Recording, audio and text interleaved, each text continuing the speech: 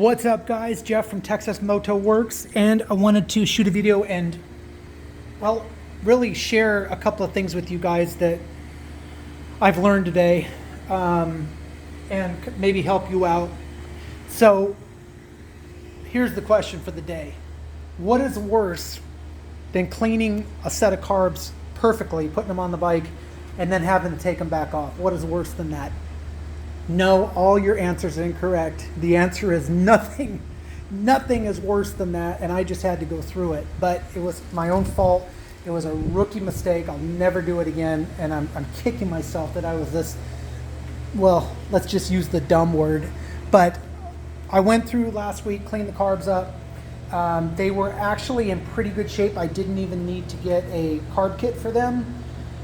All the parts were in good shape. They just needed to be cleaned up, and we'll talk about that in a second with as far as carb kits go. But I got it back together. I ran it off the IV bottle and then put the gas tank back on. It started running wonky, and I thought, what the heck is going on here? I thought, well, maybe a little bit of debris got out of the gas tank and clogged the pilot, so I got to pull the carbs back off. So I took them back off, took the tank off. When I took them off and dumped them over, all this orange fuel came out, and then clear fuel after it.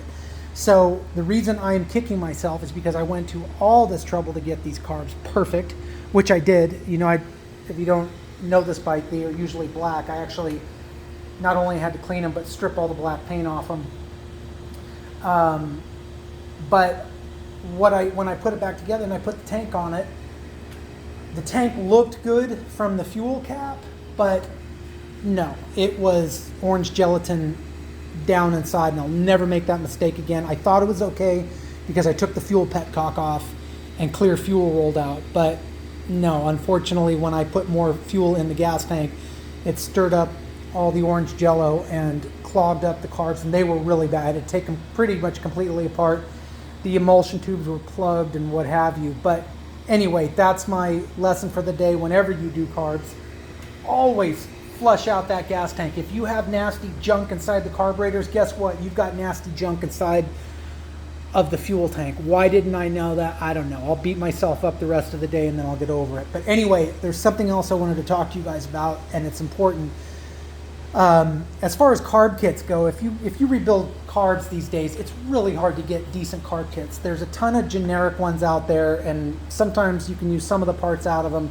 Even the K&L kits these days, which are supposed to be the best, they're kind of getting, at least the last ones I used, they were a little bit on the generic side. They had a bunch of parts I didn't need.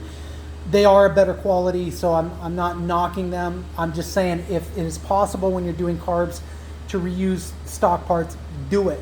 When I did these carbs, I inspected the float seats and the float needles really carefully, and I actually, after I got the carbs done, I filled them up with water and let them sit for about an hour just to make sure that the floats were intact, and they're fine. My point is, a bike like this, it's either going to run on a fuel petcock with no vacuum hose, which is gravity feed, or it's going to run on the stock setup, which is a vacuum operated petcock. When you are using a IV bottle like this, gem, think of the gravitational force. Let's say it's filled up halfway. Think of the pressure that it's pushing down on these carbs. It's way more than if you just had a normal petcock, and it's way more than if you had a vacuum petcock. And the reason I'm telling you all of this is because when I got this bike together, it started running weird. Then I noticed that there was a little puddle underneath. Then I noticed that fuel was coming out of the overflow tube that comes out of the airbox, and I noticed fuel was coming out of the overflows. So what the problem was, it's not that the needles were bad or the float cups were bad, it's that there's so much force from a bottle like that, it just overflows the needles. Keep in mind, the stock float needles on these, they're metal tipped, so it's metal on metal seal, and it's just too much for it. Once I shut the fuel petcock off, once I dried all the gasoline up, and once I ran it and just let in fuel as needed, it was fine. It was not a problem, which is how it's going to run on the fuel tank, because it's just not going to be that kind of force. So if you're doing carbs and you're using an IV bottle, and keep in mind this bottle holds more than than most. So that's a lot of force. And you know what? I probably have too much hose on it.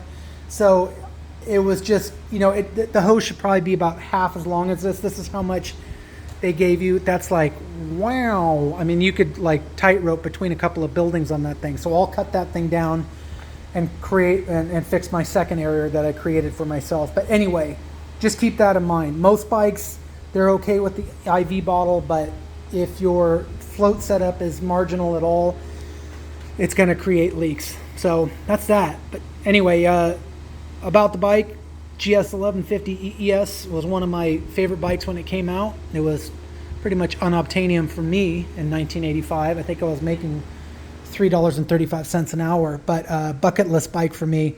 I loved these when they came out. They were either quarter mile. I think they were the quarter mile king of their day in 84, I think. I don't think 85 they were. I think 85, the GSXR 1100 was quarter mile king, but I think in 84 it was this bike. They were badass, and just one of my favorite genres of bikes. This one is kind of the descendant of the legendary, like the GS1100E, and going even back farther than that.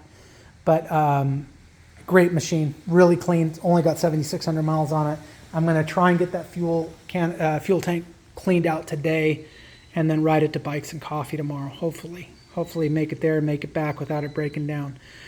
So without orange jello in the fuel, I should be good. But anyway, guys, thanks for tuning in. Take care. All right.